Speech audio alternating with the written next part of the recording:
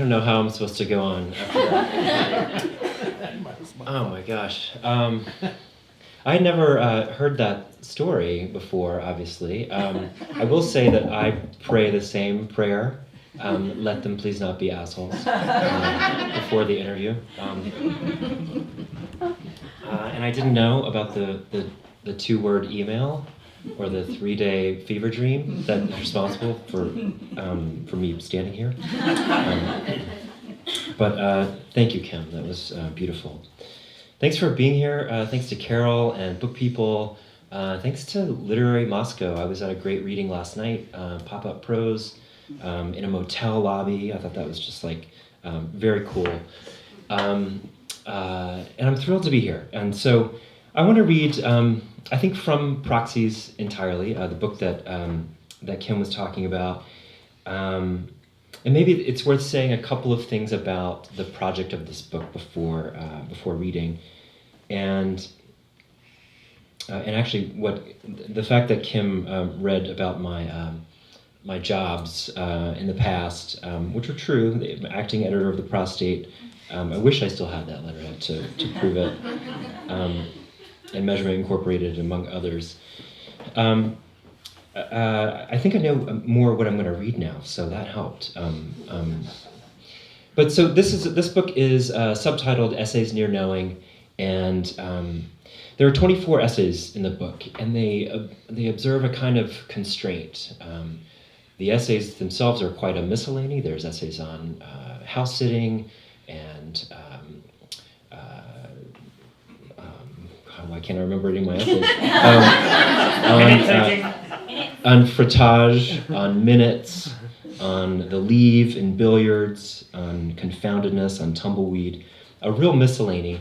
And each of the essays is somewhere between a kind of a cultural study and some dicey life writing. And the constraint was essentially to write entirely on my own authority, that is, to suppress all recourse to outside authority. The internet was off. I never consulted the books and films and so forth that I consult only in memory. And the result is that I wrote a book in which I got a lot of things wrong. And after this kind of beautiful black page toward the end of the book that separates the book's two parts, is a 21-page rolling endnote called Correction, that is, in fact after fact, a corrective endnote that redresses my wrongs. And actually this is, I think Carol has at the front the third edition, the third printing of the book, and it's growing a little bit each time because I'm adding another corrective note. So if you hear something tonight that you suspect is not accurate, talk to me after, and we'll knock wood for a fourth printing. But so one of the things I like to do when I'm reading from this is to begin with the corrective endnotes first. So I'll just start with a few, maybe 8 or 10 of these pertinent facts from Correction. In Pilgrim at Tinker Creek, Annie Dillard wonders at the mental health, not the mental aptitude, of one who stands on a footbridge with his back against the onrush. Quote, there must be something wrong with a creekside person who, all things being equal, chooses to face downstream. It's like fouling your own nest. For this and a leather couch, they pay $50 an hour. Only darker strains of Agaricus bisporus, also known as white or button mushroom, are marketed as cremini mushrooms. White cremini mushroom is therefore infelicitous. Cremini white mushroom, on the other hand, in a certain light, is a valid descriptor. The adjectives this and that, though they are deictic in nature, dependent on a frame of reference, are classified linguistically as demonstratives. This is a proximal demonstrative, and that a distal demonstrative. Italian provides a medial demonstrative, referring to objects insufficiently here or there, codesto. Its usage is falling out of favor. Bajate aquí conmigo is the most colloquial way in Spanish to say, come down here to me. Antlers are shed, not molted, annually by elk and other cervid animals. Shedding is also the term for the procedure by which, once antlers have grown to their maturity, elk scrape away the velvet, which is actually a vascular skin whose tiny blood vessels have nourished antler growth. This latter shedding can be a bloody, protracted event. Molt is a word specific to the gradual loss of the winter coat in such animals. Refractory period is the technical term for the recovery phase after orgasm, during which it is physiologically impossible for a man to have another orgasm. It is distinct from a cycle of sexual arousal. Gilbert White likely observed what became known as a gossamer shower. The natural phenomenon was perhaps noted earliest by Pliny, who describes a rain of wool about the castle Carissa in the year that L. Paulus and C. Marcellus were consuls. The skyfall is in fact silken filaments of spiderwebs which are first shot at lengths of up to 20 feet from the spinnerets of young spiders, who may then rise and become airborne if a puff of wind takes up the gossamer. A spider can be carried to much higher elevation in this drift, continuing to emit the filaments as a matter of jet propulsion. Autumn wreath, autumn leaves, spiced pumpkin, and apple spice are Yankee Candle scents, all in the fall collection. Autumn spice is not a Yankee Candle product. Neither is clean towels as such. Fluffy towels and clean cotton, however, yes, year-round. Knipism, or knipism, is a form of hydrotherapy which involves walking barefoot through the morning dew. So, be advised. All of the essays in this book have the same kind of formulaic subtitle, which is sort of a ritual for me. So I'll read two of these. On withdrawal, permitting shame, error, and guilt, myself the single source. To withdraw, when it doesn't take an object, like an offer or a question or the troops, to withdraw as an intransitive verb is, as it happens, always reflexive. If I withdraw myself. From what? From the race for city council, from active cocaine dependency, from the relationship, from the chill night air. To withdraw is to vacate what has held or kept you, and implies movement away from the engagement. Pull back. When I can, on a commuter rail line, I sit in a rear-facing seat. I like the illusion of being drawn from the present into the future. To sit there is to withdraw. I have my eye on what I've left. There's that famous passage in Annie Dillard's Pilgrim at Tinker Creek when she's on the little footbridge over the rushing, swollen stream during the heavy spring snowmelt, when she asks what sort of idiot would rather look downstream from that bridge at what's already passed beneath you rather than upstream toward what's coming.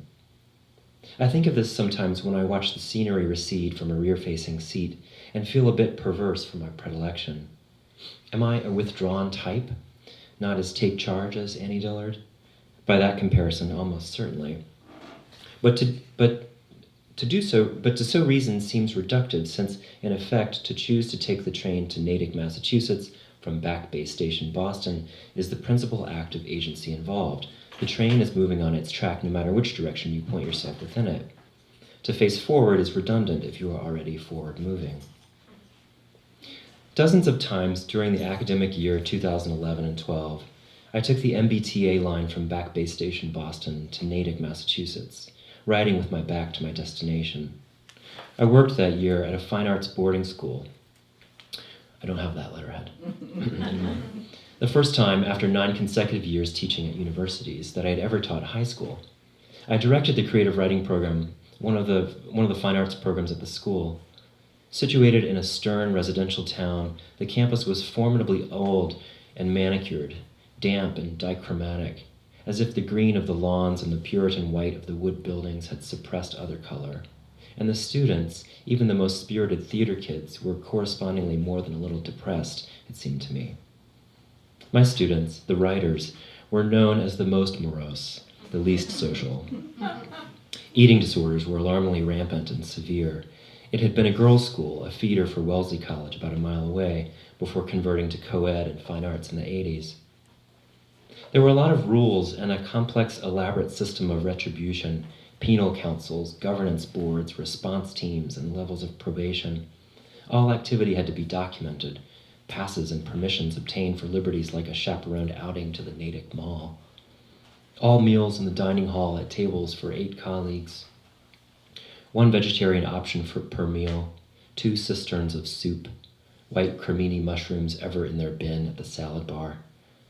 The adults were a fair distribution, though curiously many shared the same name, Kathy or Anne. And all were quite responsible, some more dynamic or more drab than others, some detached and some officious, but not on the whole a faculty you might imagine for an art school. Perhaps they were too busy or authorized with too much responsibility to parent and supervise to give free rein to our eccentricities. I don't know. I felt I did not belong. I'm ashamed to say that I suspect my colleagues thought rightly of me that when I was scheduled for Sunday morning work duty supervision or asked to present program successes for alumni or donors or parents on Founders Day or Trustee Weekend, my ego was bruised and my resentment inflamed, no longer the college professor and acclaimed poet. Also, the work was more stressful than any I had had. Inexperienced as I was with being an emotional ballast for a group of teenagers and an administrator in profit-making education. Moreover, John and I were sure within months we'd made a mistake moving to Boston, which we'd found uptight and clenched and almost entirely joyless. I quit. See, you've been to Boston. I quit in early spring and told my students one day late May. We'd moved to Tucson, where, unemployed for months on end before taking an office job, I have hidden my new fixation on building a narrative of a career not in decline. I told them on a Friday, before the day students left for the weekend, before the train took me back to Back Bay, and we discussed my decision around the studio table, and through many tears and even eventually expressions of gratitude or wistfulness, the girls shot one another glances that meant, "Now this?" Or, "Are there no adults we can count on?" Or, "This abandonment compounds my general condition of abandonment." Maybe one, "Can we go now?" All the writing students were female. I don't know why. As one of the primary men in their life, but openly gay, I was somewhat irrelevant to their developmental need to impress a male authority, or so said my therapist once. But perhaps they came therefore more quickly to the implicit understanding that I could be an arbiter and coach of their literary giftedness, if not of their success as practicing women. We grew compatible. They especially enjoyed Pilgrim at Tinker Creek. Remember the blubber-slathered knife Dillard recalls the Eskimo buried to the hilt to bleed the wolf dead? They liked that lick of inquiry. One of the last days of school, after workshop, one of the girls was playing a popular YouTube clip of a marriage proposal on the large desktop in the rear of Studio One. The proposal is in essence a live musical number, some 6 minutes long, a viral sensation, a meme maybe. The bride-to-be is seated on the tailgate of a truck that moves very slowly down a suburban street, her legs dangling. The camera is set up on the truck bed behind her at an over-shoulder angle that captures some of her expression and most of the action that unfolds and follows the truck as it enters the purview of the bride. Some musicians trail the young woman, walking at the truck's pace in formation. Then a color guard and drum corps fall in and march for a segment of the song that many voices sing, then fall away, leaving a soloist who gives way to a couple of clowns juggling or whoever has been choreographed next. An acrobat, an accordionist, close friends flown in whose sudden appearance in the number make the woman cover her mouth and wonder. Both sets of parents, I think, and other players prepared to enter the scene in flanks of backward walkers who perform and then peel off as someone else takes center stage, advancing down the middle of the blacktop road. Everyone singing the girl's name in celebration. It is Bollywood in its excess, a marching version of Oh Happy Day crossed with a Rube Goldberg contraption and an episode of This Is Your Life on Wheels. Finally, the groom who had directed the performance, the feat of which is remarkable, you keep reminding yourself as his girlfriend is affianced, who had gotten everything right, occupies the screen alone with the fixed right shoulder and cheek of his beloved as the truck comes slowly to a standstill. He gets down on one knee on the asphalt, takes her hand, and asks the question more or less inaudibly. She cannot remove her other hand from her mouth at the end, shaking, nodding consent. I watched, standing behind the 4 or 5 girls crowded in at the desktop, all of them grinning the smile of transfixion unsurpassed yet by scorn. Me too, I suppose. For the bride, advancement in time is backward-looking, and the surprise narrative is concerted effort unforeseen, falling in formation from the curbs which must have been lined a half-mile with rehearsing players counting themselves in, reaching their marks, color-coordinated with someone across the street. The parade leaves nothing behind by design. It was all a dream. I have to turn around, away from the computer, to position myself to think of the driver. What did he see out of his windshield as he kept his 4-mile-per-hour pace? Did he watch the double yellow line? Did he look at his cell phone? Did he get out of the truck after parking it, careful not to close the door and jar the camera? Did he hear her yes? Did he pull forward across the finish line afterward and drive home or give anyone a ride? Was he best man material? Would he marry? Could he? When he sees the playback, does he remember his own experience pulling away from the show, driving between the players readied in the little lawns, all that rehearsal behind his careful haul? He is both the man staring downstream instead and the footbridge threshold itself. I like imagining him while all the legs dangle out the back in the fragrant warm day nature itself seems to them to have arranged. That's that one. So there are 24 essays in here, and so they were very miscellaneous, like I said, but they kind of divide out into quadrants of subject matter. There's sex and sexuality, poetry and poetics, subject positions in American labor and the gig economy, and my upbringing in Central Piedmont Primitive Baptist working class North Carolina in the 70s and 80s. And I'm trying to figure out a way in this reading to move into some of all 4 quadrants. So I'm going to read one other piece that I think fills out the remainder of that subject matter. And I'll also say that it's rare that my partner John, who's in the back, is at a reading that lasts more than like 10 minutes. And so I've never been able to read this essay with him in the room.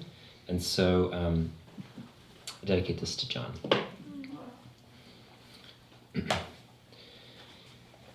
On the near term, permitting shame, error, and guilt, myself the single source. About 1.5 years ago, I was walking on the campus of UC Boulder, where I was presenting at And Now, the Conference of Experimental Literature, one of the first places I read one of these essays, the one on house sitting, on a panel called The Queer Heart. And I raced to catch up with my old friend Francis Richard and the writer Kevin Killian, who would also be on the panel. They were walking together in a quad and turned, seemed glad to see me. After hugs and hellos, Francis added, "Where do you even live now?" No doubt I read into her emphasis, but it was a sinking feeling to manage a sanguine response in front of Kevin, whom I had long admired. It had been 9 years since my first book, and would be another 6 months before my second. I was not on Facebook or any place to follow or tag. I had bounced between temporary teaching gigs, bottoming out a bit in Boston, before moving to Tucson without certain prospect. I think I answered the insinuation I was dead, that in the near term, while my partner John, whom Kevin knew, was going back to school for an MSW, I was teaching what classes I could get at the U of A and helping sort affairs after my stepfather's death, trying to relish the underemployment for the time it gave me to finish a book of essays. The near term has been a part of my answer to inquiries about my career for a while now.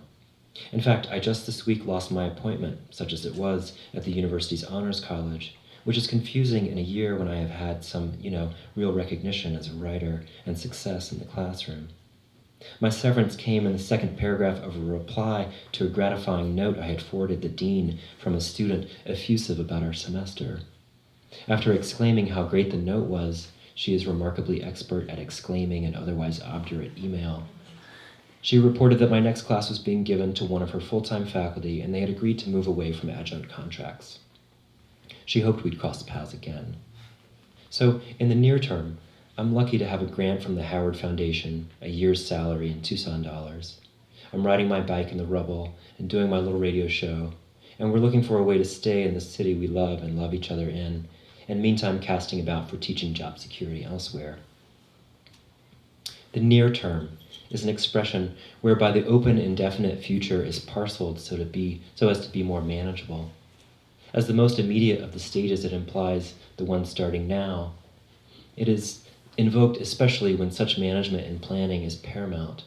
Its definition is relative to a later span, the distant future, or some mid-range period, for instance. It has an outer parameter, one that is not like that of the meantime, contingent upon the onset of an anticipated event. Its expiration is more loosely understood. The near term is a good example of the way in which time is routinely comprehended by spatial analogy. Already in this paragraph, to discuss how it means what it means, the parlance has availed 5 such metaphors: stage, span, distant, range, and outer. Near term, it seems to me, increasingly surpasses short term in prevalence, relegating the latter to adjectival use only. It brings the next while closer into the subject's domain. There is the soft suggestion that the near term belongs to the subject, as a sediment apron belongs to a volcanic event after, to an extent. Moreover, the near term has a deictic function. The duration in question is brought into the ken of hither markers, words like this or these or here or now, opposite the set of terms by definition outside such orbit, that, those, yonder, then. It is thus absorbed into a contradistinction. The division is unbreachable, but gauging where the liminal membrane is, where here starts and there begins, is the inexact and constant business of the relational dialectic inherent in language. Wherever it is set, the rule is firm. Grammatically, you cannot come there, for instance, just as you cannot go here. My birth name, Overby, was likely a deictic, away in the mind's eye. Deictics indicate the relative station of the speaker, and in certain languages with ingenious grammars, they are built right into the words as suffixes and prefixes. In Spanish, I think, come down here to me can be said in one word. In German, hier ankommen might do similar work. As a new learner of Chinese 20 years ago, it was remarkable to me how much conversation with native Mandarin speakers is filled with jega and nega, this and that, which are said like and you know, while casting about for the proper word, giving meanwhile the preliminary information as to whether the still unforthcoming referent is in the inner or outer zone, parapersonal or beyond. These green beans, that star. There is, incidentally, a curious exception to the this side, that side deictic absolutes and proprietary binaries with which some gay and bisexual men are familiar. In clips of English language, here I pause to wonder whether the same is true in Chinese video pornography, that I date to the last 8 years or so. You occasionally hear one sex partner say to the other in a kind of unique ventriloquy, referring to his own anatomy, "Take that dick," or alternatively, "Do you like that ass?" That and those, taking up residence squarely in this territory. It seems to me an act just shy of identifying by the third-person pronoun. I could be wrong, but I don't think this sort of self-othering speech is an attribute of straight porn, at least not bidirectionally. Nor have I experienced it exactly in live sex, certainly not in sex with only one partner. And to be honest, when I encounter it, there's often a particular accompanying effect that doesn't excite me, or that shuts off a valve of open interest. It can seem to me too closely related to group sexual assault, the signification of which is not arousing to me, and the real act of which, from hazing to rape, is unequivocally hideous. In the traffic of phrases are ones that an onlooking accomplice to violence might hurl to pump the mortification of the victim. And in other instances, it means riding an ethical precipice, to overhear and continue to listen to what may or may not be someone's post-traumatic, self-distancing reaction formation. I'd like to say any whiff of that is a direct biological shutdown for me. I'm not sure.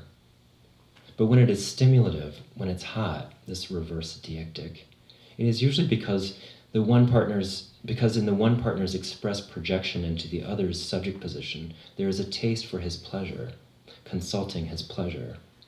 It is, additionally, part of what makes the speaker's possible sexual versatility legible. Some men know what that feels like. I suppose it is an extension of an experience everyone can identify with. If you were giving someone a massage, erotic or not, are you likelier to ask, how does this feel? Or how does that feel? What is the difference? There's a subtle shift in agency, in empathy, isn't there? Once in Boston, on the subway, riding with John, I saw the star of my sometime fantasy life. His name, though I'm sure it was not his name, was Billy. The name belonged to his boyish looks. In his early 20s, probably, he had retained an actual flush in his cheeks, which, along with black curly hair, a compact frame, lean but not slender, and an idiosyncratic fleshy twist of a mouth, gave him an unpracticed allure. Big eyes, slow blink, a farmer's thumbnails, good wide square windows, double dimple at the small of his back. Even now I could draw a pretty good likeness of the contour of his instep. Not that I could take much of any of that in when, sitting across from him, I first recognized him. He was already looking at me, and I wonder if my whole body jerked to the realization I made. In any case, I betrayed enough of a tell that he read right away I had seen the videos, all 4 or 5 of them. All 4 or 5 I knew about, in fact, in which he has sex with 2 older men, probably 35 and 50. The men were themselves a couple, at least in the premise of their video channel. Their specialty was amateur nonfiction video in which they reveal how they meet each of their successive partners, almost always younger, from the bar or over the internet as a result of their huge following and probably ad revenue. Billy was a recurring participant. One clip was in fact called The Return of Billy. It may be the one in which they go to a campground and fuck in a cabin. The men apparently trade the camera, and Billy is told about his body, directed by lewd nudges, and interviewed aggressively about the body nearest him. He rolls his eyes at one point in all the revving libido and corny talk. This, he seems to think, is too much. When John looked up from his book, Billy looked away, but wore a lingering grin when I next glanced. I felt spotted, red, known in my situation, as the older half of a couple who keeps his autoerotic life separate from his partner, and furthermore, a clearly ardent viewer of the situational precarity of men his type.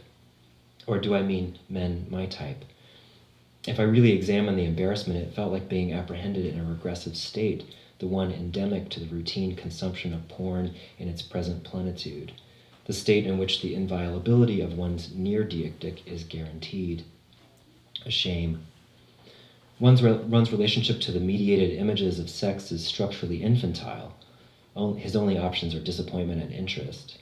And lost is the opportunity largely foreclosed by screen viewing to project oneself anywhere there or then in fantasy.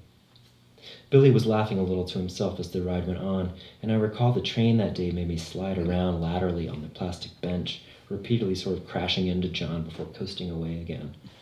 I had to square myself and grip. The condition seemed peculiarly mine alone. Billy watched. It was Boston, so Billy may well have been a student. It's not a great stretch to project in a blink Laura Mulvey in the pursed-open knapsack at his feet. John's type is perhaps the same as Billy's. He and I acknowledge, and enjoy acknowledging, that he is drawn to a couple of categories of men. The Sears model American dad kind of guy, and they overlap only in their optimal dimness and disinterest, the jock, especially a certain dirty, surly variety with the sort of upper body you could kind of climb if he let you. That I am neither of those is, I want to say, incidental. We are a couple, and as such, who knows how unusual. We have a practice of pointing out the relative physical merits and the attentions, or even the stray glances of men in our midst. John attracts more attention than I do, more beautiful now than even when we met, and more confidently and whimsically stylish. We have a term for the looks one or both of us collects in public: page views. Just the other night, my page got viewed. Even as John was standing in a charming ceremony at the hard-carpeted floor of the Ward 6 Tucson City Council office receiving a PFLAG scholarship for the final year of his master's program, the young punk friend of another recipient in the front row stole a couple of glances back at me, tested me for reciprocation. Looked again during the cobbler and punch reception. Later, John says, "Oh, him. He was too waifish for you."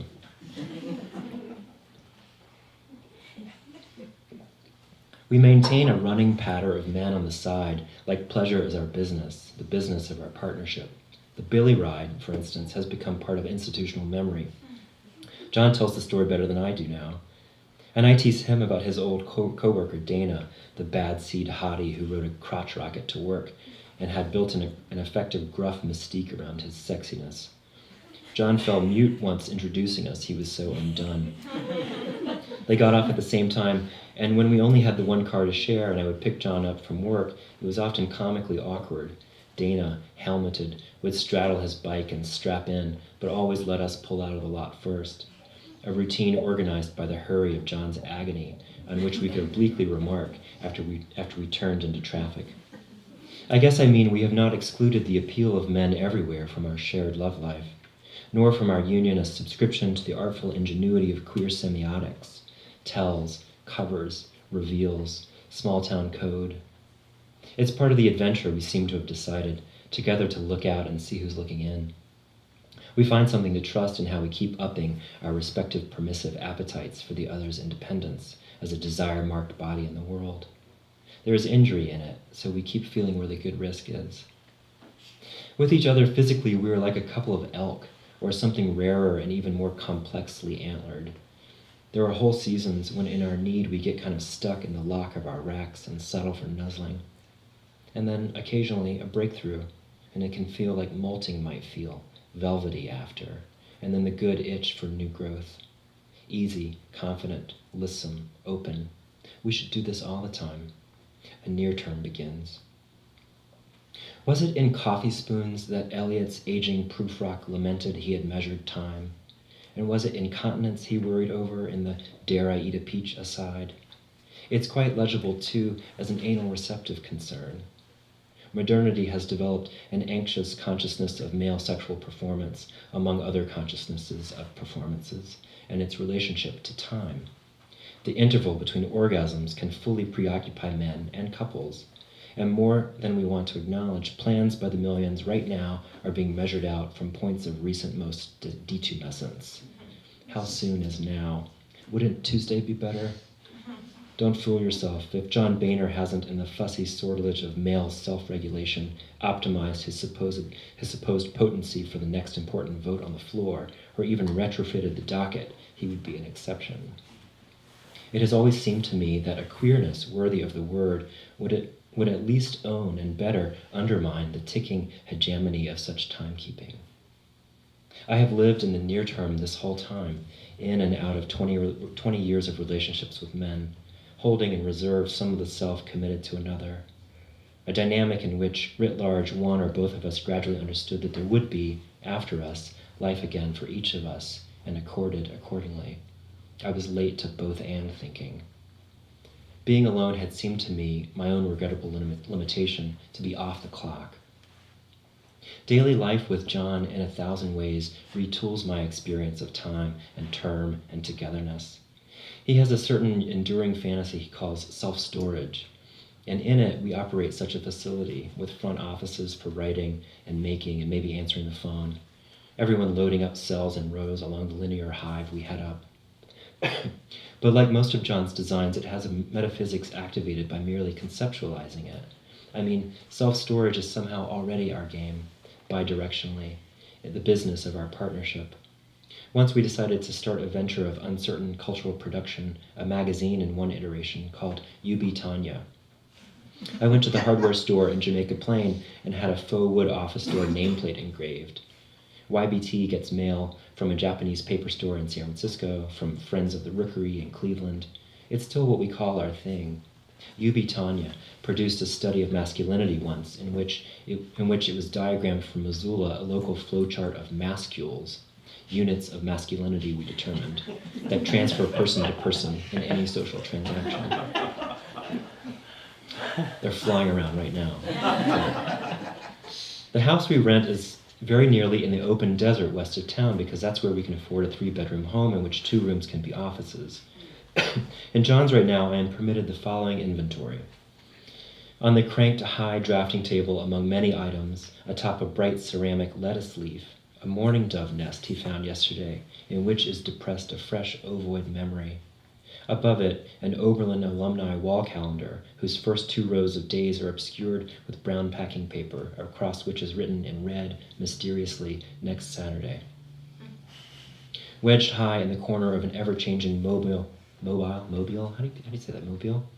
Ever-changing mobile of cut paper and bent wire. Gone are the palm fronds, but draped along the bottom arc of a suspended embroidery hoop is a small sprig of serviceberry. On the floor, a large sketchbook opened to a new page with a figure part man, part gallows, drawing in streaky purple marker. No, it's an outline of Fraueninsel, the peacock island with the fraught history we visited last summer in Germany.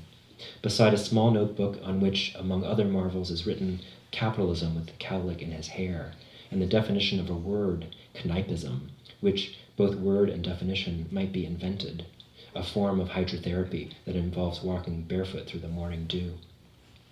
A number of artworks are tacked on the other walls, including John's own sensational charcoal female nudes and layered paper silhouettes among monographed prints, a portrait of a bearded Civil War convalescent in long underwear, and a hand-tinted nude male torso surrendering to the viewer St. Sebastian style.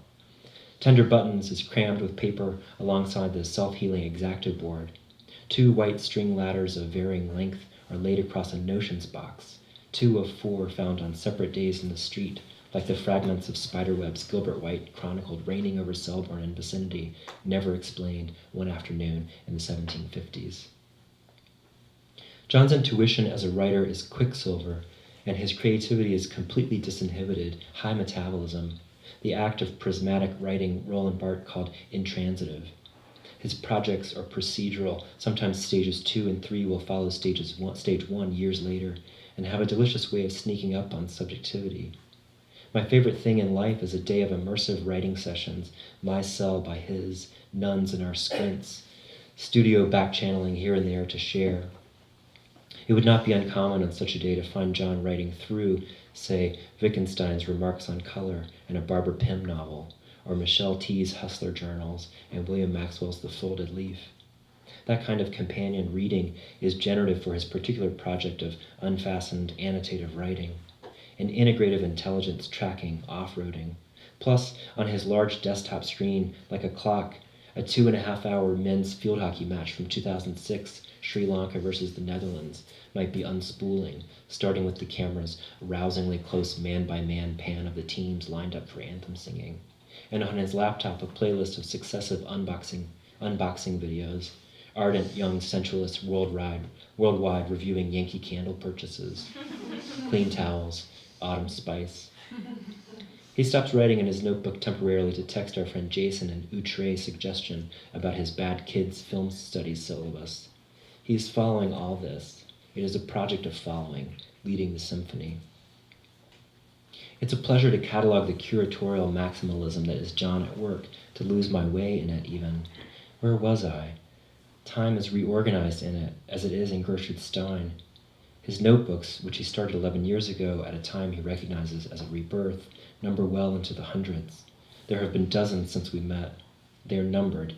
Every inch on both sides of each page is full. His current work is to read them one at a time, achronologically, culling phrases and formulations, assembling something new, calibrating to the present. He sometimes recovers a poem almost entirely intact. From Notebook 72, he types up such a poem today, I Hire an Ant, which is part of a series of other I Hire poems, supple, incremental, loving, which may address the crisis of agency and strategy of adaptation from the perspective of the partner of a perennial finalist for professorships. They remind me of an earlier sequence of his Desirable in a Shipmate. He shows me another page, still in his raw script, from the night we stayed in Gloucester, where I gave a reading before the stage converted to a platform bed after the patrons left and the mattress came out. The evening's atmosphere is recorded. There is my nosebleed from 3.5 years ago, and here's Garrett Lansing poking me with the end of his cane to get my attention. Best flirt ever. A pretty boy in his 20s, tattoos and tiny toms, comes into the 2-story coffee shop where John and I are writing this morning. Very Tucson. He's carrying a very young, sleepy Cocker Spaniel, beautifully brushed. We watch from the loft alcove we have made our perch. A text from across the table arrives. The puppy is redundant. It all sews together. Our first date was on Election Day, 2010. Or it's truer to say we were dating by the end of that day, a day on which we had set out early from Missoula across the Lolo Pass into Idaho, where we had hiked 6 miles into the woods. John knew about a series of stepped natural hot springs. It was an eventful hike, newts and pheasants and dizzy spells and falls into the creek. We walked out after dusk, dark enough we needed the car's headlights to change into dry socks. We kissed in the beams, which made the little globes on the gooseberry bush galactic. We mark our anniversary out from there, and we tell everyone every year we re-elect each other. Campaign comes from the Latin campus, open country, and country from contra, all the area out in front of you, facing you. No term limits, the queer heart. For now, I ride my little bike out into the rubble. Sun overhead. I carry poetry to the radio station. We write our books. We pay the $1, swim at Hemel Pool. We even live here. Thank you.